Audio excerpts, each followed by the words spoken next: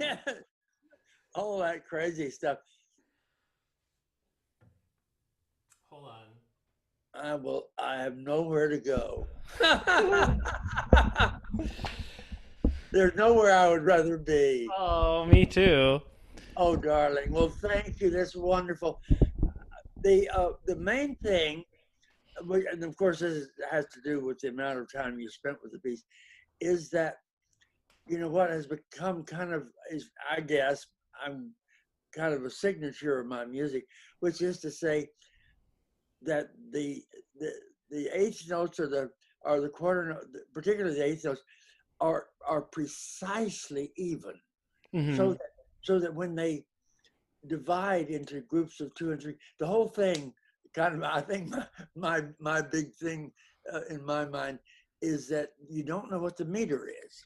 Yeah. I always wanted my music to sound kind of like Gregorian chant, like you were following the rhythm of the words. Yep. But there's a very, very steady pulse. So think of all this, and that suddenly these twos and threes emerge out of these. Suddenly you're not aware that they're, but somehow they take form more evenly or more clearly Yeah. when the notes are precisely uh, even. Yeah. You know what I mean? Yes. And I know that will come just as you get it, because I love your phrasing. The thing is that the expression come out of those kind of like sudden emerging of groups of twos or threes, Yeah. and that's what it is. And that you don't impose any expression on that. I don't Yeah. know if Okay. Yeah, I know what you mean. you know what I mean. In other words, well, I did it because Paul said, no, they're dancing to this and they're counting numbers, so you keep it even. Mm. and and then I realized that really is the piece, that the eighth note or whatever, probably the eighth note, is within each piece is is precisely even, Yeah. and that the phrasing and the expression come out of that, and that in a sense is the haunted part, the fact that it's irrepressibly even. Right. So And really incessant, like, and some of the yes, things, yeah, for each movement has sort of its own obsession. yes, it does. They're both all spells being cast, particularly in the second, which by the way was the first piece I wrote in this series. Oh, really? Yes, it just came to me. I like, and it thrilled me. I thought, wow, I like this piece, and I loved playing it. And it was also the only, when I played it with Paul's company, I reduced the score and put each piece on a board Mm. of cardboard, and then I just, there were 6 or 7 or 8 pages. They're small, and I just put each of those boards on the piano, so there was no turning of pages. Right. But I would play the second one by memory, but mainly because I didn't have time to look up. All that. Totally. No, it all moves so fast, and in a way, it almost Yes, has to be memorized. Like even when I when know. the score is there, it's just like it's all Yeah. coming at such rapid fire. Yes. Um, I'm And, curious about the opening of there's only a few places where I'm trying to figure out what is going on, yes. and in terms of like what spell you are casting. And I'm curious about the opening of the end, that da da da da da dee dee dee dee dee dee dee. That Yeah. part's so interesting to me because I'm trying to. Two things are going on for me there. One is I'm frustrated because that's where I know that it shouldn't really be pedaled and murky, but I'm That's kind of contending with my middle pedal situation, and so yes, I yes. and so I've been trying to sort of find a way of having this kind of. But even still, where did that come from? What is that? I've never heard anything like that from you. It's very those explosions are so Yes, like yes. and that piece in particularly is definitely meant to be absolutely even. Yeah. Da-da-da. It's more portentous. It's kind of spookier if it kind of, you know, those things kind of suddenly jug out. If you don't prepare them, I mean, your natural musicality Creates makes, like crescendos and stuff yes, like that. but that's not kind of get away from that. Yeah. Sort of work toward the expression being a surprise and like that, da, da, da, and then it's very, very, very, very, very even. Yeah. What do you think are the things that are talking to each other there? Is it all of the in between stuff, the da, da, da, da, da, da, or is it the if there was a long line carrying through that passage, is it the big explosions talking to each other in a way, Yes, like yes, it connecting? is. Yeah. It is definitely that. Um, and I never when I was making a wedding with Robert Altman, Mia Farrow was in the cast, and uh, she was married to Andre Previn at the time, and he came to my door. I think she had sent him kind of in a kind of perfunctory way. He says, "I want to see that score." No way, really. And he's And so talking about runes? Bruns, because that was the only piece I'd written, you know, before that. I Wow. mean, before only, you know, my most famous piece, I'd written Three Women, but anyway, and and and he's and I wanted him to hear my performance of it. And Yeah. he said, "Not, I'm not going to do that. I can read the score. I know what it sounds like." Oh my He, gosh. so, and he says, "Well, you sure do like minor ninths, don't you?" Oh, And, wow. and that's all he said. And then he's Interesting. anyway. So But it he was knew the score by reputation, or he knew it because how did he come well, to? yeah. Well, I guess. Well, it was. You know, I guess it was. It was the only score I had. You know, other than the film score that had any notability. Wow. Well, that's And why. and he had heard of it, and he wanted to see it. Huh. And but anyway, I wanted. You know, for me, it was like an improvisation. It was the whole thing is kind of an improvisation. It definitely was. That's how I wrote it, by improvising it. But at the same time, and I kind of at the other end of that spectrum, the evenness of the meter of those repeated notes was so relentless that and at times you know, even when I was playing it, I was thinking, you know, this is I should do something. I should not do this. But then suddenly something would emerge out of it. It's as though you just create this repetition that's almost boring. Then Yeah. but suddenly these things come out of it, Yeah. and that in a sense you kind of it's kind of the motor running Yeah. all those notes, and they're not really meant to be phrased, particularly, you know, as they group and regroup themselves in twos or threes, and it's really indefinite what the meter is. Yeah. Well, that helps me. It all Yeah, it's there's like there's so many things going on with this. Well, I've always find with yeah, your music that it's very exposed yeah, and because of the repetition that can sometimes happen in it, yeah, it's easy as a performer to get wrapped up in wanting to be precious with it or yeah. wanting to be like To be expressive or different this yeah, time. and wanting it to It be isn't. perfect because you have, Yeah, probably 100 times per movement to do the same thing perfectly. And every time it's not perfect, it's easy yes, to sort of like chip away at the whatever sense yeah, of what's going on. And that's what I find whenever I play your music is so when I was just playing this piece, and this is one of the reasons why it was really good to play it for you today, I was really obsessed with my piano and like my piano's limitations and I was mad at my piano the whole time yes. and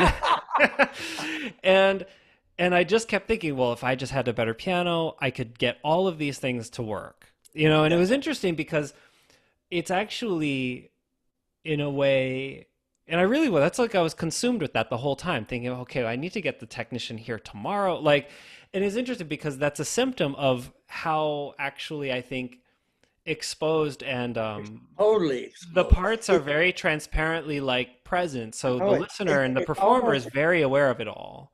I used to be slightly embarrassed as I would play it. Like, this is too simple. This is too exposed. This is too. But that is exactly the nature of the piece. Yeah. It has a kind of naive quality with respect to those repetitions being even. Yeah. No, I love it. I mean, and I've found that even with your newer music too, Yes, is yes, that there's a certain sort of exposing nature in playing it. yes. And then I've said it to you before, playing it for a person, yeah, I guess even over digitally like this, I've Yeah. always found that it's activated by a listener in a way that is always surprising to me as the performer. Like suddenly there's always Wonderful. these aha moments. I see things in the score that I never saw before. Like all this stuff starts popping and all these light bulbs start going off Yes. whenever I do it in front of people. And I always find that Yeah. after the experience, it's a really exhilarating experience that's super different from my experience of practicing it. Yes. It's very profound. Yeah, practicing it is. I used to think over, even after I'd finished it and was playing it, umpteen times. This is just too simple. This is too. But that exposed, and that in a sense is exactly what I'm going through now by writing. I'm writing my 40th string quartet, by the way. Oh, good. It's how the daring of every piece I write, particularly now, is how exposed will I be? Yeah. Am I willing to be? Oh, and you're almost daring yourself. Yes, that takes the courage. And I send you pieces. It's mainly just my effulgence. I'm just so happy that Right. it's happened, and I'm just kind of sharing the energy that Yeah. it's created. And Well, I, it's one of my questions was, I mean, I even have some prepared questions. I'll try to pepper them in, but one of them oh, was I'm sorry, I'm talking one too of, much. I mean, it's interesting to hear you say that because I was going to ask if your motivations have changed as a composer, and it sounds in a way like they kind of have stayed really kind of similar in terms I you're have. inspired by I'm, a thing and then you want to share it like in any way possible. yes, it's about how open and naive and exposed do I dare be? Wow. Did That's what. you And, Do you think Virgil got it? I mean, his aesthetic is oh actually yeah, really similar in that he's exposes yeah. himself Oh, in a terrible. way that almost no one gets. I Like know, no, even I because don't get it half the time. yeah, the facade is so it's simple at first. You don't realize what he's really done. No, he got it. He was the first. When I asked him to write me a recommendation for the Guggenheim, he wrote a brilliant one. I mean, blazing like this is an excellent composer. Gerald Busby's excellent. He's spontaneous and original, Mm. and that for him to say that was something. I was curious about the difference between playing runes in a dance context. I'm curious of how often and how much you played it with the company versus playing it in a recital, because this piece was actually reviewed by the New York Times, and when you did it in a recital with Yes, Beethoven, yes, and and I'm, the reviewer said, in effect, it's a very nice dance score. oh, did he?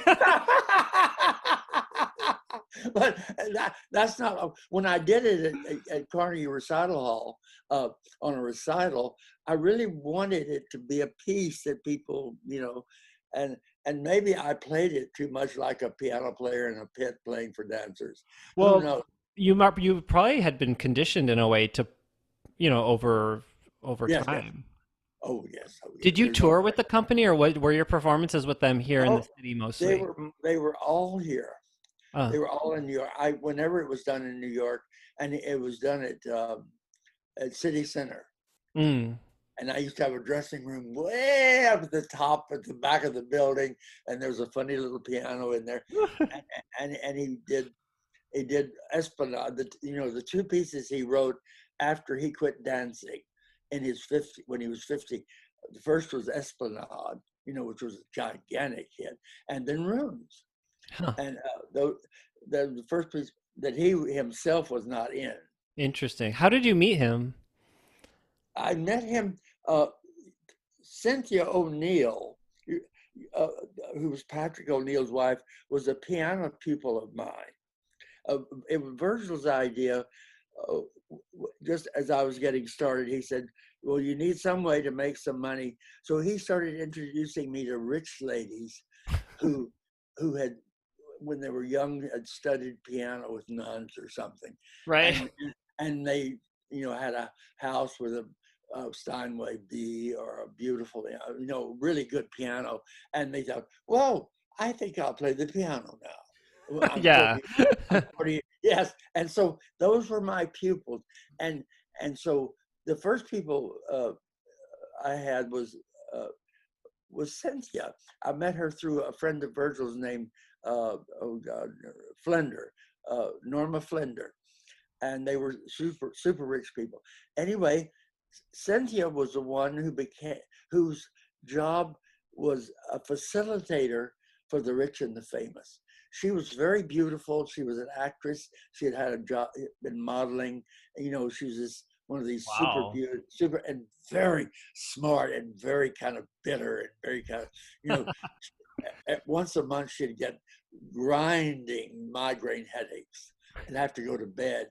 And part of it, which I surmise, and probably she knew I was thinking, was that her husband was such a philanderer. Oh, really? Fucking every girl he could find.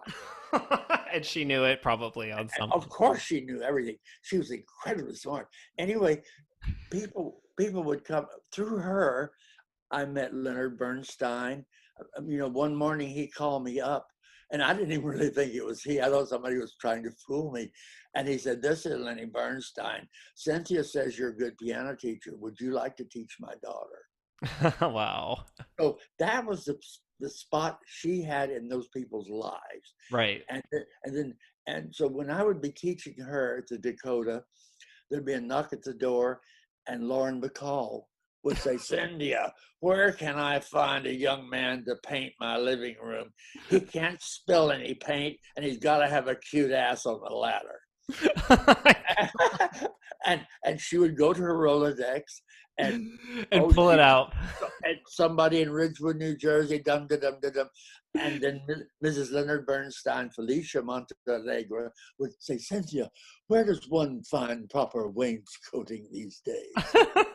Wow. And she would go, and so I was part of that Rolodex. I was the piano teacher. Yeah. And so anyway, so she was friendly with Nureyev, and he was dancing with Danish Royal or some company that would dance at the Met when they were not doing operas, and like ABC does. Anyway, he was a star. It was mid-70s, and she took me backstage to meet him. And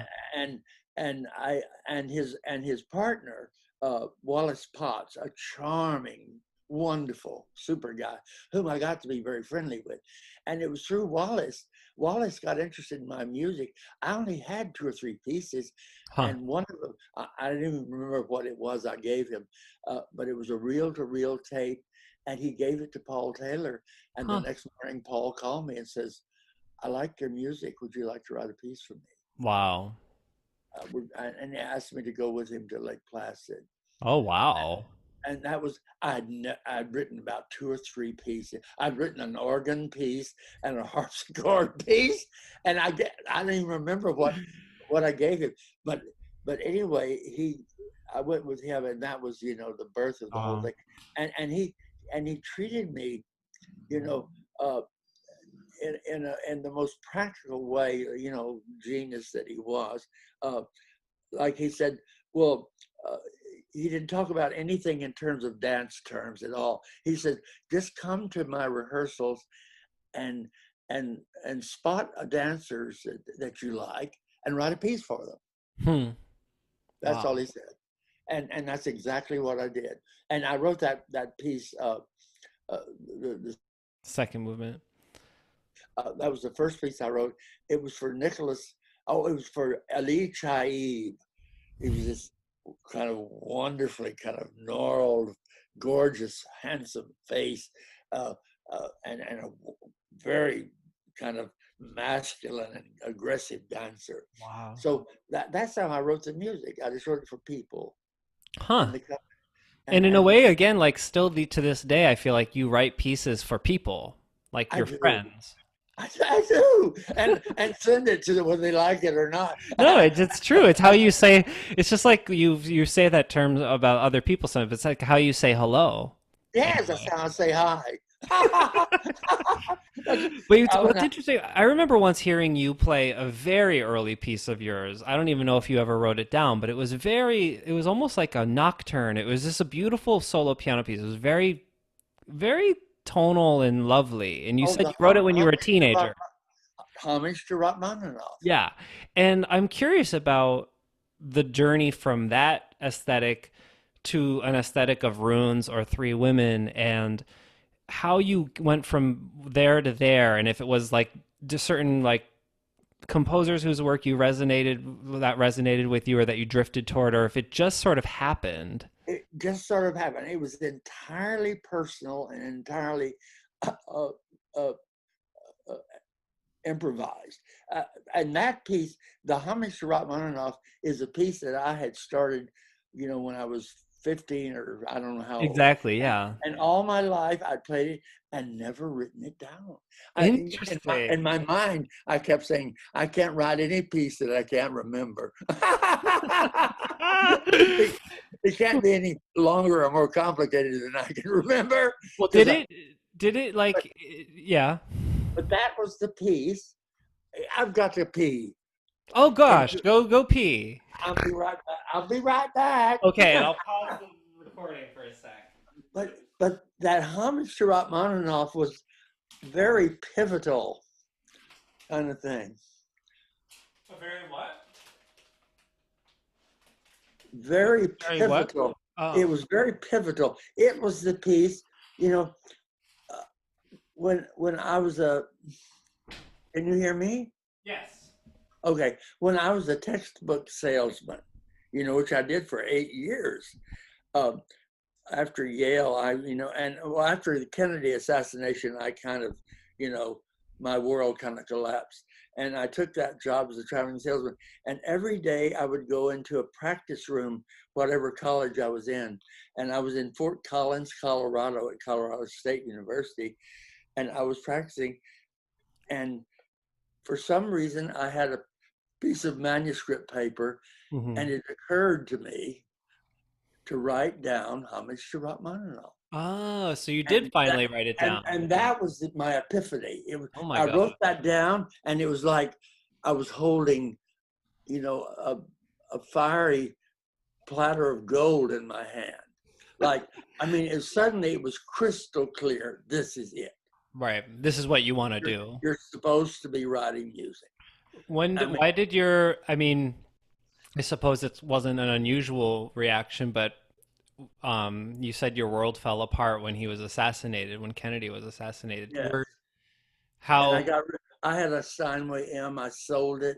I gave away I had a huge library. I gave it away. I kind of got rid of things. Did you just feel hopeless about the future, or? Who knows? I didn't sum up anything. I just was depressed and unhappy. And so I just kind of did my Jack Kerouac number on the road. Were you living in Texas when it happened? No, I was here in New York. Oh, no kidding. I was living in New York. I lived right after Yale in 1960. I moved here. Okay. And I was here until I took that job. First, I worked for an advertising agency as a typist because I was a good piano player. I could type. That's always a job we can get as piano players. Totally. Yeah, you've probably done that too. Yeah, totally. No, it's just interesting to hear you say that because I think, especially looking at what's going on in the world right now, there's a lot of musicians who are feeling like hopeless and also really unsure about. Actually, they were feeling hopeless before even all of the protests and before the murder of George Floyd. I think people were already feeling like they were ready to pack up the farm or pack up the circus or whatever the expression is. And then now I think kind of even more things seem even more futile or even It Well, can. I'm not saying it is, but it can. I think there's a lot of hopeless feelings well, going around in the community. that was the form, of daring to expose myself. That's what becoming a composer was, the final stage in exposing myself. It's as daring as I could possibly be, was to write something down and present it to another person. Yeah. That was like, you know, taking my pants off, or it was embarrassing. It was treacherous, and I think that Kennedy's death, you know, kind of fomented that, Mm. and it reached a peak 3 years later, or 1966 or 7. I started 4 or 5 years after he died. Finally, and I was traveling and traveling and traveling and traveling, and every day I was practicing. I made my debut at Town Hall when I was 1966. Huh. And Wow. while I was working for Random House, and I remember my boss said, "What are you doing that for?" Stay here and do something worthwhile. Don't Yeah, don't have a town hall say, debut. stay on the job. Oh my Anyway, God. but every day I practiced 2 or 3, you know, I would do my routine visiting college teachers, which took an hour or two. Hmm. And then I would practice for 2 or 3 hours. And then I would get the best food I could find. And then if there was a gay bar in town, I'd go that. And that was my routine. Good. Entire. And so suddenly it was as though my innermost self emerged in Right. Fort Collins, Colorado, because I dared to write on paper that piece that I'd been improvising since I was 15 years old. Wow. But that was a critical thing. And I know that the Kennedy thing everything played a part in that. It was like, this is the ultimate, you know, Huh. like we've reached the end of the road or the beginning, you know, whatever it is, like you've got to let it all out, whatever it is. Wow. And what's really profound about that, or powerful about that to me, is that you actually had to give it all up before you actually reclaimed it Yeah. back in a Oh, powerful way. my Southern Baptist training, I had to totally sit and be you know, on the edge of death and the precipice and my legs hanging over the edge, etc., before I would dare do it, Right. because I was a hedonist. I loved the thrill of that, Right. the chance, you know. Yeah. I was And gonna, I mean, I was gonna ask, I mean, I'm glad you brought that up because there's a part of me that was going to ask you about life in New York in the 70s, yeah, because this piece is from 75. yes, Um, and I think that, my generation, or that I think contemporary culture looks at post Stonewall, but pre AIDS New yeah, York as yeah. this sort of Babylon gay utopia. It was, yes, And it was. And so, um, and even that world is a fetish for someone like me. Like, yes, I look at the meatpacking district now and I just think of it almost as like a museum, like it's a hallowed ground in a way. outrageous, Um, yes, I bring that up because, you know, for instance, like, so AIDS hadn't even wasn't even a thing yet until early 80s that yes, anyone knew that it even existed, even if people were already, yes, even if the disease was present in our culture. But my point is that the runes, bringing it back to runes, is a piece that can feel so tense and can feel so anxious and can feel almost pessimistic and it can feel so dark. yes, And it yes. doesn't, to me, express the kind of, I don't know, that kind of utopian world. not that you were even trying to consciously or unconsciously express gay life or your environment. Not that that was even a thing going through your mind, It but wasn't. were they just two totally different things for you? Just what you That, were writing, or do you feel like things were informed by your environment? oh, it was totally informed by my environment. It's as though, you know, what I've come to now at the age of 84, that my admiration for the greatest musical improvisers who ever lived, Bach and Mozart, you know, increases every day. Like, this is outrageous. And the fact that everything they did was eminently practical. Mm, Every note they wrote, they performed. right. Immediately there's somebody knocking at the door waiting for the part. So, Right. or that so it was totally spontaneous. Interesting. Yeah. And that total spontaneity for me was the equivalent of creativity. Huh.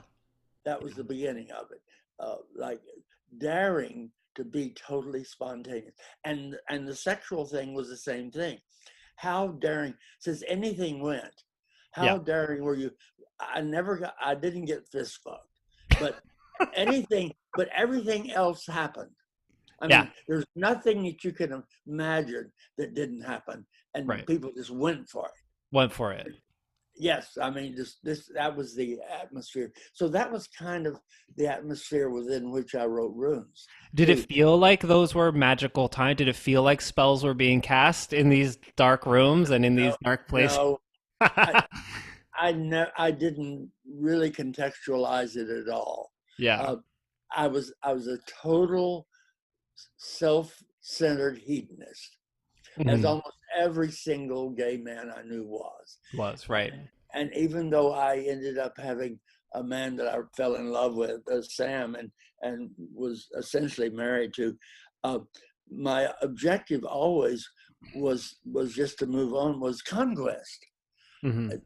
Like my success as a gay man was how many conquests can I have this month? Right.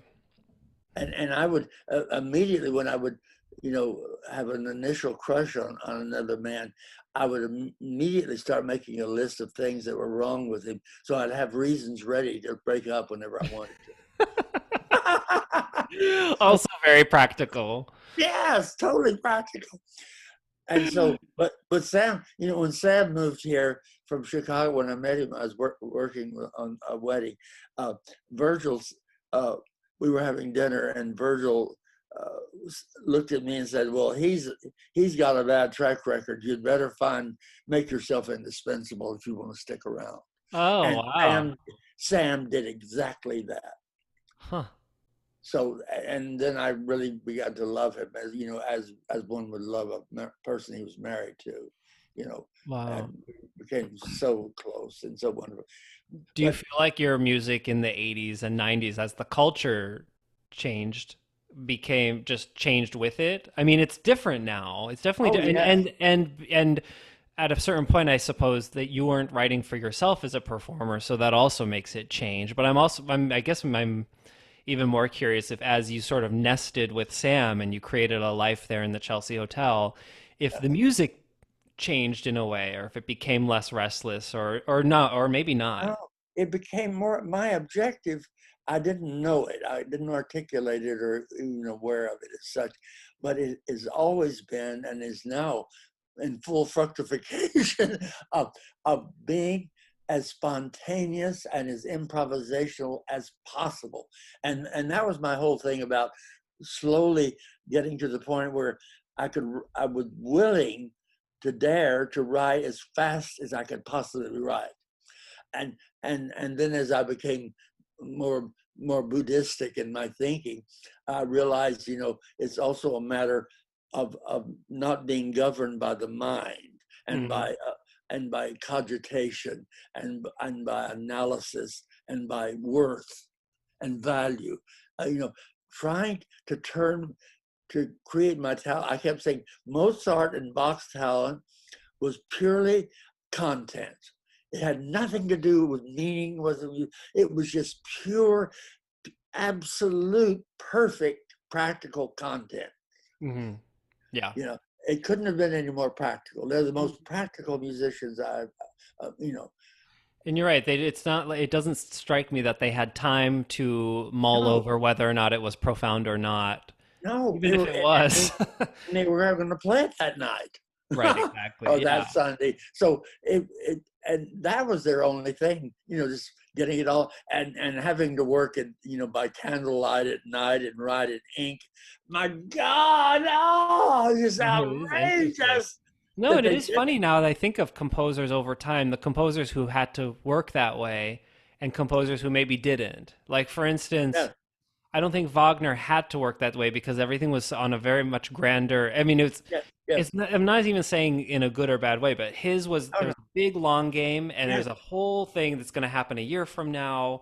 Well, and more than that, he is the quintessence of a composer who thought and actually was spontaneous and was improvisational in the largest forms. Right.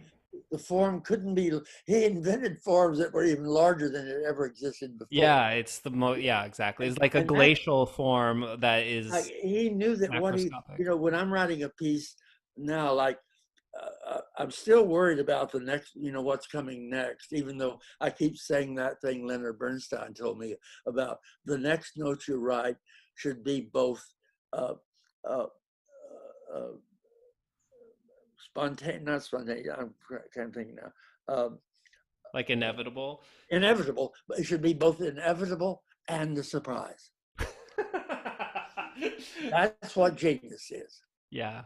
People who are perfectly, Bach and Mozart, perfectly inevitable, perfectly present, and so totally embraced by and their forms that they use, because Right. they were very clear about that was that it was just to have an idea, boom, the piece was written. There Yeah. it was. It was just a matter of taking the time to write it down so you could play it tonight. Yeah, yeah. I mean, and I was even thinking about to bring it even back to Rachmaninoff, who I keep talking about lately, but I think of him practicing his Yes. concerti, practicing the third concerto on the boat to the United States. Yes. It's the ink is barely wet. Or Yes. there's a word that in I think the first Rhapsody in Blue score, there's notes to just like for the conductor to look for Gershwin to give him a head nod.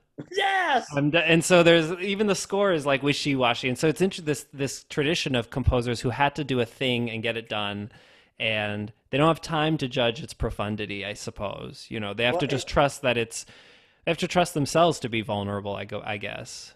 and the fear that what you're doing of the buoys that are looking for reason, even though the point is to give up all reason and just go. To find, like, what am I doing? How do I know that I'm doing anything, that I'm not crazy or something? And that when Charles started mumbling unpleasant things about my music, it disturbed me. Of course. And I thought, this, then I was grateful to him. I said, I've created this. My reaction to this is entirely my creation. It was kind of a shitty thing to do. Well, I mean, the thing is, I still, think it's natural to feel a certain way, but then you have to yes, sort of choose to engage your thought on another level or yes, not. And yes, you can dance with your feeling, or you can just accept that the feeling yes, exists. yeah. So, And looking for reasons for being. That's really, and then you realize, I've realized finally that the whole point is to give up all reasons. Mozart didn't have any reason for living. Bach did. The only reason you had was to go to the church and turn on the organ and start playing. There were no reasons for anything. right. It was their job. That was just, Well, when I think of composers, and Copeland said it, and there's, someone who must compose, like they wake up and it's the thing they have to do. And it's usually why I don't call myself, even though I've written music down, I really rarely consider myself a composer because that's not my impulse.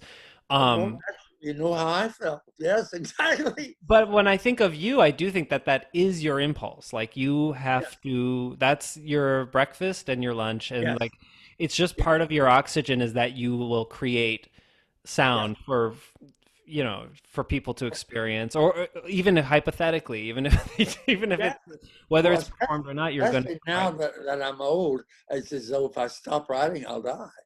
That's well, really what it is. That I don't dare. I gotta keep this momentum going, or the thing will just go off the cliff.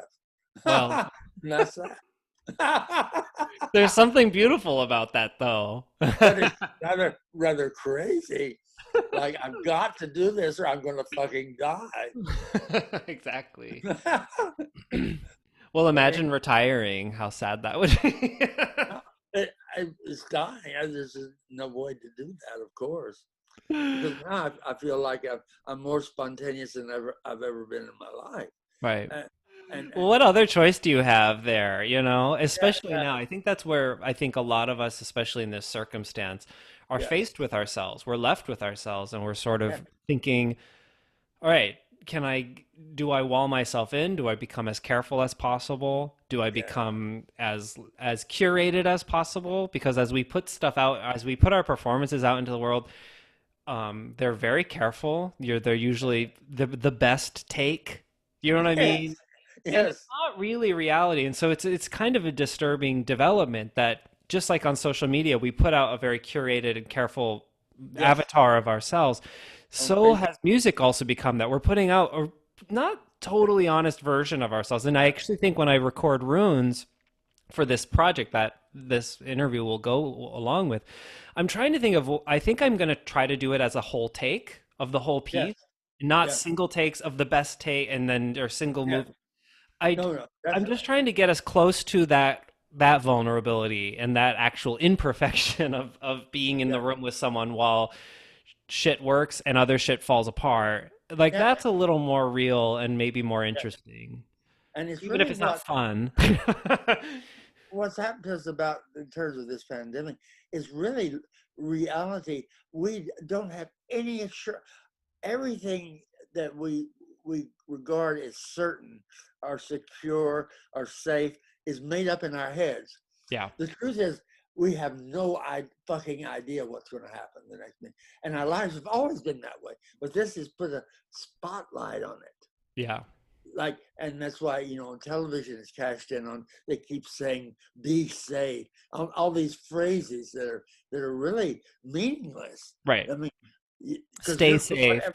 Stay. Yes. It's like, what do you mean? What does that mean? But because the opposite is what guides me as a creator, precisely being able to take as many chances as possible. Mm. And when I try to do that with sound, and then somebody I think is smart says, "Well, that's not very good." I deserve But it. I mean, that's what we do I have to remind myself every time I play any Yeah, piece in front of people yes, that it is getting processed in all sorts of ways out there. yeah, And it's my yes, nature. My nature is totally to both take things incredibly personal, yes, take things very personally, to make things up usually, to make up total narratives. yes, And and yeah, and to try to micromanage people's yes, emotions and their reactions yes, and things. And I've come from many performances yes. and feeling kind of kicking myself because I'll think, that entire time I was thinking of this one random person in the audience who I'm wondering what they're thinking the whole time. Yes, yes. And sometimes I'll even go to that person after and I'll say, this whole performance, I didn't mean to, but I dedicated this whole performance to you. And they're like, Yes. what the hell? I didn't want that. And I'll say, I just was thinking about you the whole time and what you were thinking. And it's really a waste because they don't, No, you know no. what I mean? And so It's not relegating. caring is It's probably the relegating. best. It's relegating power to another person by making them the cause of making them. It's about cause. It's about religious and political fundamentalism exist on the basis of causality and commensuration.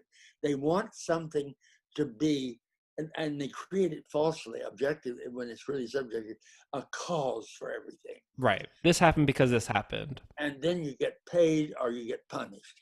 Hmm. Those are the two things. You've got to know and God is the ultimate cause, and he's ultimately outside you. Right. So that makes him ultimate, because Right. he's ultimately outside. He's exclusive of you. Uh, all causes are exclusive of you. The more potent they are, and that's an interesting thing about that. I used to think about S&M when I used to participate in that. Is the objectivity of is trying to objectify uh, aesthetics, Mm. trying to make it an object because it's so appealing. Because you become an ultimate cause, Yeah. and you are an effect. In a sense, cause and effect are S&M. Yeah. so Yeah. so, and I fully, participated in that, and then began to realize it, and I would start talking about it to other people, and they did not want to hear that or talk that. I'm not going to know. I You remember. know, I mean, I feel so tacky quoting myself, but it's oh, in my dude, please. no, but in my first book, um, I Yes, describe like an explicit sexual encounter in which I was, okay, well, so where I felt at the end of it used but useful, and it was yes, really, and it was a positive feeling, I know. and it was sort of Makes like it's sense. not how I planned that night to go, No, basically, and I didn't think I was going to surrender my body that way, for lack of yeah, better words, and at the end, I felt incredibly used and totally useful. yes, Completely purposeful, and I felt completely fulfilled. I was totally yes. whole. It's because of the if you adapt cause and effect as a mode of existence, then it's possible to get saved, like Yeah. Jesus. But you have to commit to an absolute cause, and that's what is about S&M that's so alluring. Yeah. Is that you're creating a cause that you can rely on. Again and again. Yes, Oh my gosh. my Well, darling. I love you so much. I'm so I glad you adore agreed to you. talk to me today. And I've just missed, I'll come over once I'm allowed. Sure, sure. I know you will. And thank you for doing this. I can't tell you what joy. I love this piece. I'm so happy. I've been wanting to play it for years, and I know I'm going to have a future with it. And so your comments today, I'll never forget them. And after we hang up, I'm going to get some fresh air for a second, and then I'm going to practice it, and I'll have all those thoughts in mind.